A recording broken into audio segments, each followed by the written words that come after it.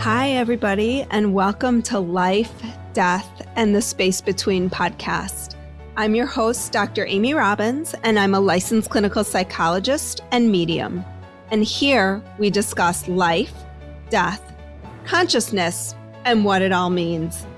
So for those of you who listened to Jeanette Byro's podcast a while back about channeling, it was amazing. And I had seen that Elyse is connected to Jeanette. So I thought she would be an awesome person to have on my podcast. And Elyse Cathrea is a certified life and wellness coach and yoga meditation instructor. She helps people go from feeling disconnected, stuck, and frustrated in life, wondering things like, is this what it's supposed to be like, to feeling excited about creating a life they are connected to. She works with you by channeling your higher self, and she integrates that into her work. Welcome, Elyse, to the show. Thank you so much for having me. Thank you all for continuing to listen to the podcast, for sharing the podcast, for following me on Instagram, for following me on YouTube, and Fireside. So if you don't know what those things are, you can find me on Instagram at Dr. Amy Robbins.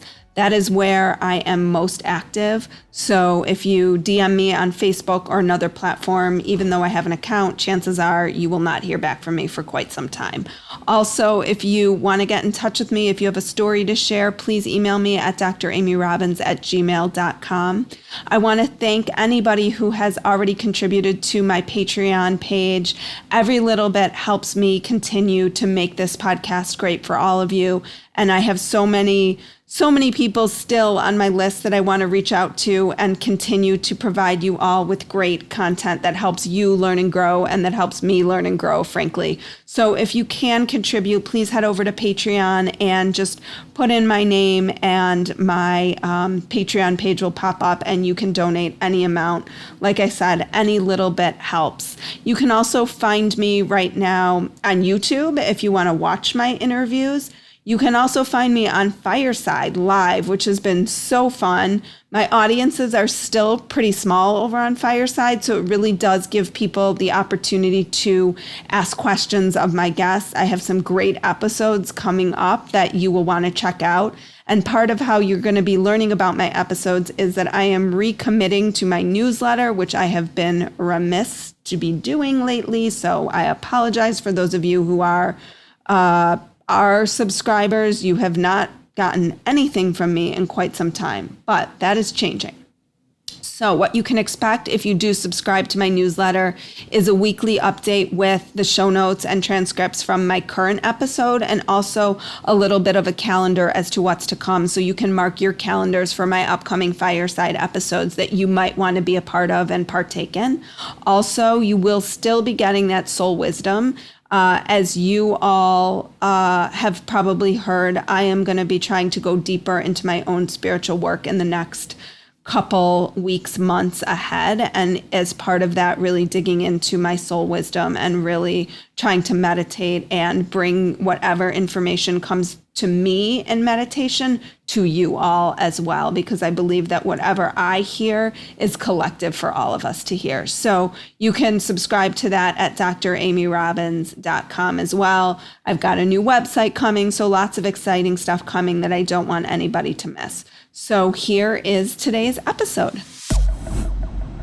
Thank you so much for being here and helping enlighten all of us to this concept. So let's start by talking about how you sort of came into this world. Yeah, so it's been an iterative journey. It's been something that has been, ongoing for a long time, as I think, it is for all of us.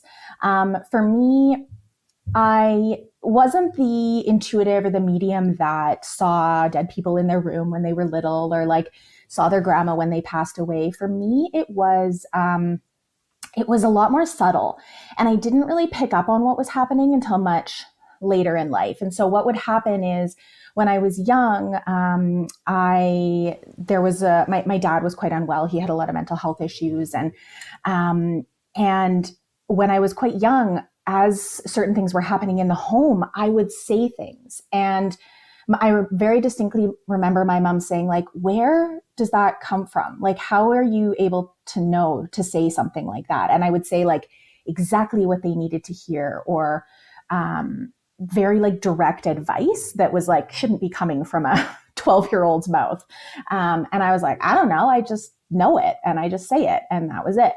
And so then as I went on later in life, I wasn't really connected into spirituality or energetics or anything like that. And then as I got older and I did a lot of my own healing through kind of younger lifetime experiences, that side of me started to open up more and more. And so what would happen is I would find myself kind of inadvertently channeling things and saying things to people that was very direct. And it wasn't necessarily something I thought or something that I was like, I think that they should do X, Y, and Z, so I'm going to tell them to do that. It was just kind of like, blah, blah, blah, and I would say something really directly. And then they'd be like, wait, what did you say? And oftentimes I couldn't remember it because I wasn't actually conscious of what it was that I was saying.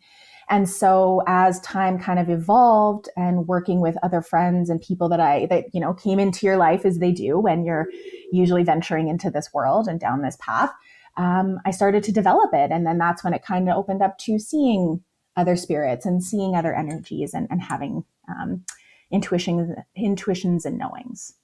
Well, and I like what you shared today, which is that it didn't start early for you. I feel like so many people feel like, oh, well, I don't have this ability or I can't tap into this ability. And what you're saying is that it was so cognizant for you, which is clear knowing, right? Like we just know it to be true. So I guess my question is, how do you differentiate that from just the thoughts in your head? Because I think a lot of people struggle with those too. Like, how do I know that this is coming from something greater? Does it matter? Yeah. And how do you separate those? Yeah, that was a tough one for me. And I think something that caused a lot of doubt in my mind because as I'm sure, and I've listened to your podcast as well, this balance of like, I loved science and I loved like things that I could know for sure and like that I could measure and that I could, have certainty in. And I think I would question now, like, what is even certain at all? But I wanted things to like confirm that this wasn't just my brain saying things and that I was somehow, twisting that or taking it in a different direction that was actually intended. So for me, it was a tough navigation and something that I struggled with a lot and a lot of self-doubt in the beginning. Like at one point I was like, do I just think I know everything about people? And I was like, well, no, I don't feel that way. And I don't try to be that way. And that was quite early on. And so for me, what I think overall practicing more of my spiritual practice. So making an effort to get an understanding of like spirituality as a whole and mediumship as a whole and developing my own kind of intuitive sense, because we all have an intuitive sense, right? So it was practicing those little things, automatic writing, playing with cards, playing with my intuition, doing those. What is automatic writing for people who might not know about it? Yeah, I love automatic writing and I still do it to this day. So for me, it's, taking out your journal or a pen and paper and, asking yourself like a question that you have. So maybe it's like, what is my next step in my career? And then I write it at the top of the page and I like to take a deep breath and kind of just take a couple breaths, center myself. And then I just let the pen go. And you don't think about what you're writing. You don't stop and like change your grammar or, you just let it go and you go and you go and you go automatically writing until you feel like you're finished. And usually you'll find that the writing is not your typical handwriting. For me, it's very scribbly and sometimes almost hard to read. And it's also not written in a way that I would normally speak or write. So I write the way I speak. I don't do that when I'm automatic writing. It's like accessing a completely different aspect of self, which I now know to be my higher self or my spirit self. And when you do that, do you have to be in meditation first, or you can just sit and do that? I think some people like to really meditate. It would depend probably how busy your brain is. So if you're feeling really distracted or anxious or there's a lot happening internally in your brain or in your heart or your body, you might want to maybe do a little bit of movement or, meditate for 5-10 minutes or take a couple really deep breaths to kind of center yourself. But I don't think it really needs to be qualified with anything. And I think what you're drawn to as an individual is going to be different for everybody, and just to trust that and go with it. And as you do it more, you'll start to figure out the difference between what's just coming through, because oftentimes you'll write things and be like, oh, that was interesting. Why did I didn't think I would write that. But then sometimes you'll start to feel your brain kick in and you'll start to see the way that the writing changes. And then that's kind of a clear sign of, okay, my brain's kicking into it. Maybe I need to just pause for a minute, recenter, and then continue on. Do you separate Pardon me? I was just going to say there's no right or wrong way. It's kind of playing with it, and it'll be different for everybody. Do you separate higher self from like spirit guides or loved ones? Yeah, so I would say the higher self is your spiritual self. It is the consciousness that is driving the meat suit that is your body.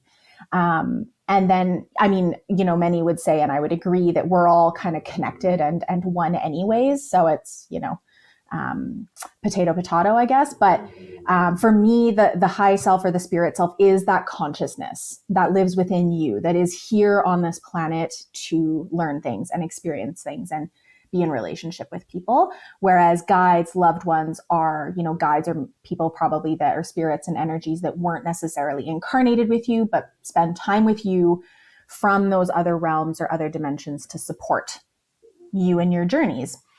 And then obviously loved ones being, those who have passed, or maybe soul family, things like that. So does that come through differently? Like, does the vibration feel different? And what does that feel like then? It does. So for me, when it's somebody's or my own higher self, it comes through either in my voice or in their voice, and I don't see them. Whereas if it's a loved one or a guide, they will, I don't see physically, but I see in my mind's eye.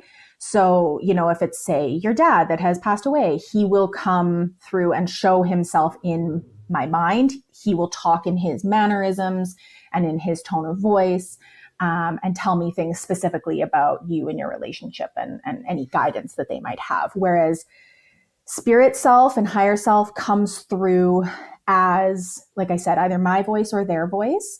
It's often very direct, and it's speaking in terms of like as if you're kind of having a conversation with yourself of like, should I do this? Yeah, you need to do the thing. Well, what about this? Okay, well, you know that you need to do X, Y, and Z. So it's kind of like more conversational and direct, versus loved ones will just kind of sometimes say what they want to say, maybe give guidance, maybe give clarifiers of like confirmations of who they are.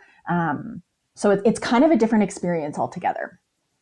Yeah, I love this. I did this the other day for myself because I felt like I was sort of getting, I often, maybe you experience this or maybe not so much anymore. Sometimes I feel like I'm finding myself more disconnected if I haven't had the opportunity to meditate and really sit with myself. And then I'm like, oh my God, I'm losing it. I'm losing my ability to connect. And so I sort of freak out a little bit. And then I sat last week and I sat for a really long time. And then I said, okay, just start. I was typing and I just said, just start typing. Don't even look, just like go with wherever your hands are going. And the stuff that what came out was mind blowing. Like it would have never, ever, ever come out of my mouth. And I was like, this is amazing, amazing message, an amazing message, which if you subscribe to my newsletter, it will be shared shortly. Oh, beautiful. I've been very remiss with my newsletter, but it was amazing. And I was like, oh my God, okay, now there's no way this is me. But sometimes I do feel like my mind is just kind of getting in there. Yeah. And, I feel like that's a lot of people right now, especially with just everything that's going on in the world. Even where I live in Canada, COVID has made a grand resurgence here. And so, things are really tumultuous. But I think things are happening for people all over the world right now, as we see. And Sometimes I get the understanding that, and I actually just recently experienced this, where they almost will kind of purposefully disconnect us as a way to just be, or to just like not get too wrapped up in the energies of things. And so, for instance, I was on vacation early September for a few weeks, first vacation I've had in almost 2 years, or a little over 2 years. And we were in nature and by the ocean, and it was just incredible. And I thought like, oh, I'm going to have so many amazing spiritual downloads and all this stuff and da da da. And I had a couple like very beautiful and intense energetic and spiritual experiences. But for the majority of the 2 weeks, I was pretty just like in life experiencing what I was experiencing. And I wasn't really getting a whole lot. And I kind of thought, I wonder why that is. And the understandings that I had was like, we just wanted you to be present, because sometimes I think we get so like amazed and enamored by the incredible ways in which we can connect into things that we're, I think, as a society just starting to like really be open to and understand, that we like want it all, but that we forget to kind of stop and like be in the beauty of life, especially when it's been really hard, I think, for a lot of us to see that beauty. It's still there. It's kind of clouded at times. Well, and you could argue that that also is like a transcendent spiritual experience, right? Just Totally. like being in nature, being near water, being near trees, all of those things is its own spiritual experience to connecting to something greater than yourself. And I think we, to your point, this ability to connect to your higher self or guides or whatever has definitely become en vogue, I would say. Mm-hmm. But it's so important that we stay present and grounded in this reality as well. Mm-hmm. Yeah, I love that. And even on the kind of en vogue note, I agree. And one thing that I've really been wanting to, and bringing up a lot in my conversations, is clarify that I think sometimes we think that the higher self is like better than, or we can kind of use that language. And to me, it's not really like that, because sure, there might be a different level of consciousness, different levels of understandings that as like our human brains, we can't necessarily comprehend all of it. And we definitely can't comprehend all of it. I think that, we sometimes forget that our spirit, our soul comes down to this earth to learn lessons. So that in and of itself tells you that if there's lessons to learn, it's not perfect, right? It's not a complete thing. And so sometimes we talk about our higher self as if it's better than. And to me, it's like another perspective in driving our human experience. And it's like this other side of us that's like, hey, don't forget that you're actually meant to learn X, Y, and Z from this person. So rather than shutting yourself off from that relationship or whatever, open up to it and maybe explore what it might be. They can give guidance and different perspective, but it's not like they're better than or know more than us. I think it's just a different perspective of the reality and the experience that we're having. That's a really excellent point Mm-hmm. for people to hear. So when you're working, how do you know that you're tapping into someone's higher self? And what does that work look like exactly? So for me, their higher self usually tends to come in first. Lots of folks want to talk with their loved ones and that sort of thing. And we can certainly tap into that. There's other mediums that like that is their focus, right? Is like talking to their deceased loved ones. And like I said, they do come through, but usually first and foremost, the higher self is the first one to come through in a reading. And they're like, I need to tell you what you need to know. Let me tell you the things that you want to hear, or not want to hear necessarily, but that you're needing guidance on. Right. Yeah. And they'll usually come in first and foremost and the loudest. And it's kind of this talking in my ear, like immediately to tuning into the person. And again, it's that sense of my brain isn't thinking it, because especially if it's somebody I don't know, like I know nothing about your life. So the things that are coming in immediately, either in my voice or theirs, I know now through a lot of practice and kind of testing and getting the understandings of what's happening, that that's the guidance from their higher self. Guides that come through and loved ones that come through feel removed. It feels like I'm in conversation with someone versus like somebody directly downloading information into my brain. When I'm tapping in with somebody's loved ones, I often can remember it better, or even guides, I can often remember it better, because it's like I'm trying to interpret what they're saying and I'm trying to listen to them. And like I said, I'm in conversation with them. Whereas when it's a higher self, it comes so quickly through my brain and out of my mouth that I can't necessarily, it's like I'm not thinking it and I'm not conscious of it. So then sometimes, if somebody was to come back to me a couple hours later and be like, what was that? What did they say about X, Y, and Z? I don't necessarily remember. I might remember snippets, and I would have to kind of go back and ask again what that was about, because it's like my brain doesn't process it. It just comes in and out and away we go. And so when you go back and ask, you get the same answer? Usually that hasn't happened a whole lot, because usually people are like wanting to write notes and things like that. But what I'll often do for my own higher self, because they will do that sometimes, they'll give me some information, or my higher self will give me some information while I'm not prepared for it. And then I'm like, wait, what was that? And I'll forget. And so then I have to go back and say, okay, I need you to remind me what that was, because I have no recollection. And then they'll pop through again and repeat it to me. And then I'm like, oh, that's right. Okay. So I try and usually either put it in my phone or send it to somebody, or just so that then I've actually written it out and processed it, and then it stays in my brain a little bit more. So how does this look in your work? Like when someone comes to you, they're coming to you because they're stuck with a relationship, let's say. Mm-hmm. So if I'm just doing like your kind of traditional 1 hour reading, I would connect into their energy, and it would look very similar to any reading that you would have with a medium, where they might have questions prepared and things like that. So that's always something that I can do. When I'm working from more of a coaching perspective with people, one of the things that my work has really guided me towards is the idea of mind-body connection, because my guides and my higher self really pushed me into this journey of experiencing life, learning lessons, and not bypassing with spirituality, but like integrating it into your life from a mind, body, spirit perspective. Can you explain that a little bit? So for me, sometimes I think what can happen is that we really default to, as people who might be into energy work or spirituality, we can see the good in everything and light and love and like think positive thoughts and, manifest things and all that sort of thing. That's great.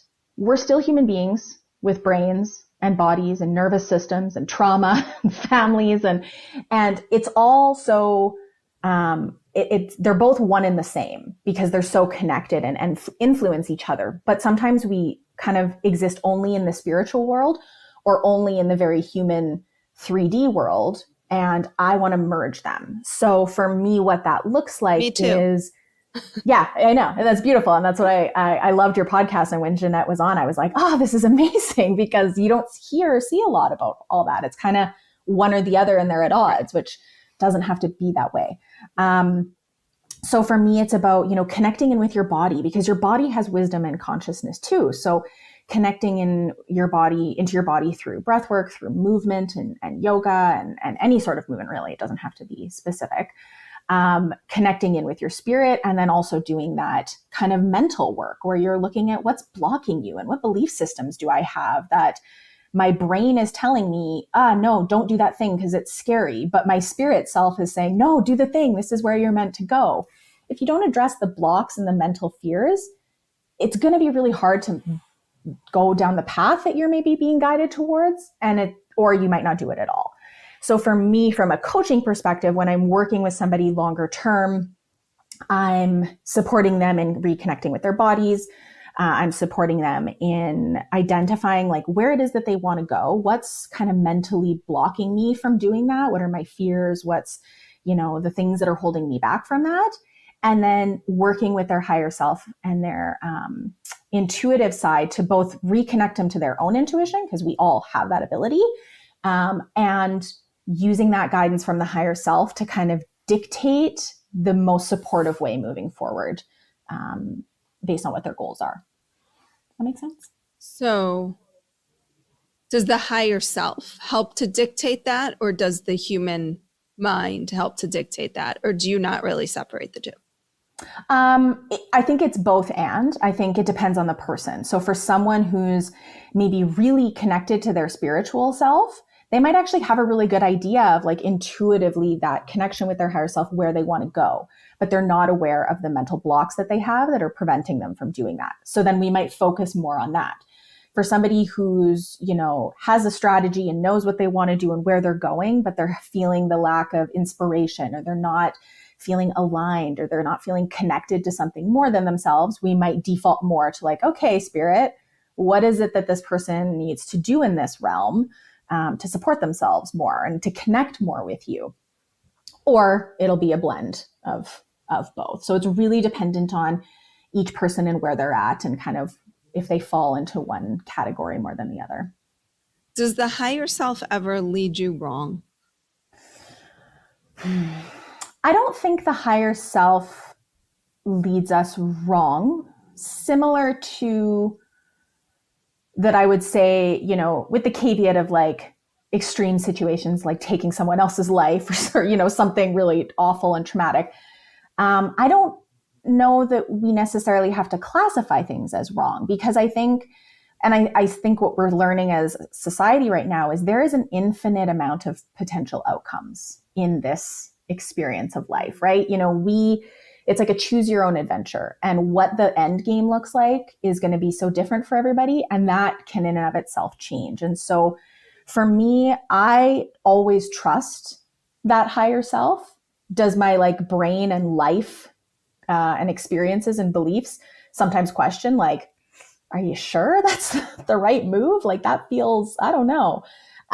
But what I think is that if you take a road that the higher self has led you on and it feels like, was this the right move? Like, it feels like things got worse rather than better. Or like I got into this relationship with somebody, but it was like really, really hard and they were really kind of awful to me. We have to remember that everybody's free will can play in to choices, right? So we have choices, people in our life have choices. That's going to change the way we, you know, might experience a situation going forward. And everything around us is kind of constantly rearranging based on our choices and the choices of everybody else and what's happening. So a higher self might lead us down a path that's like, we kind of look around and be like, what the heck? This doesn't feel like it was a great outcome. Did they lead me down the wrong road? And there's an infinite number of reasons why that might be the case. But I think what we can remember is that if we find ourselves in that spot, perhaps it was for an opportunity to learn something. Because I don't say everything happens for a reason, because I think there are things in this world that we cannot say, you know, you signed up to experience that thing. And whether it's true or not, I think that can be really harmful for people. Mm-hmm. So I'm of the understanding that like, if those challenging things do happen, it's not necessarily for a reason, because someone else's free will and terrible choice might be the reason.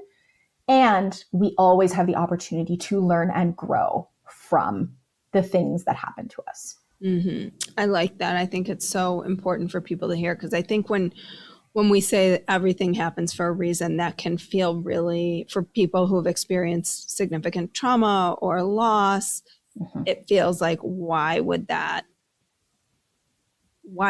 be? And I mm-hmm. also find, you know, when I've talked with people in the past about soul contracts, you know, that's a very, you could agree with that thinking. And if you're in the midst of something excruciatingly painful, I think that leaves you feeling like, why would I have negotiated this concept? Like, why would I have wanted this to happen? Yeah, 100% agree. So if people are interested, we're going to open it up for questions in just a minute. But if people are interested, Elyse, where can they find you and learn more about your work and what you offer and all the good stuff? Mm-hmm. So you can find me on Instagram, just Elyse Cathrea. I have to admit, I haven't been super great on there with posting things, but I'm going to try and get better. Yeah, I say the same thing. I know. And then it's like, it's not going to happen. So don't, right. Hang your hat on that. Right. But I do try and be on there, and I do try and interact a lot. So you can always connect with me on there. I do have a website as well that focuses a little bit more on the coaching aspects of things. But you can always get in contact with me through there. And it's cathreacoachingandwellness.com. So just my last name and then coaching and wellness. So I can be contacted on there as well. And I don't really do a whole lot on Facebook. So mostly Instagram and my website are the best ways to contact me. And I'm always happy to chat if anybody's interested in a specific reading or doing some coaching or yoga. Well, and we are live on Fireside. So if anybody wants to come on stage and ask any questions of Elyse or me, but usually it's my guest, now is your chance. You have her. So I encourage you to take advantage of this opportunity to just chat if there's anything you want to know. Usually it takes like a few seconds if people want to hop on stage. Does not seem, I'm going to turn on the sound effects though, because those are fun to hear at the end. It does not seem like anybody has any questions or anything for today. So yeah. Elyse, thank you so much for your time and for sharing this wisdom and helping us each find small ways we might be able to connect with our higher selves every day. Yeah, thank you so much for having me. And if people think of questions after the fact, feel free to connect with me, and I'm happy to chit chat. Awesome. Well, thank you so much. Thank you. Like what you heard today and want to hear more? Wondering what comes next and what it all means? Head over to Apple Podcast, Spotify, Stitcher, Google Play, or anywhere you get your podcasts and hit subscribe. Also, if you could take a minute to rate and review my podcast, I would really appreciate it. Stay tuned as we continue to explore life, death, and the space between.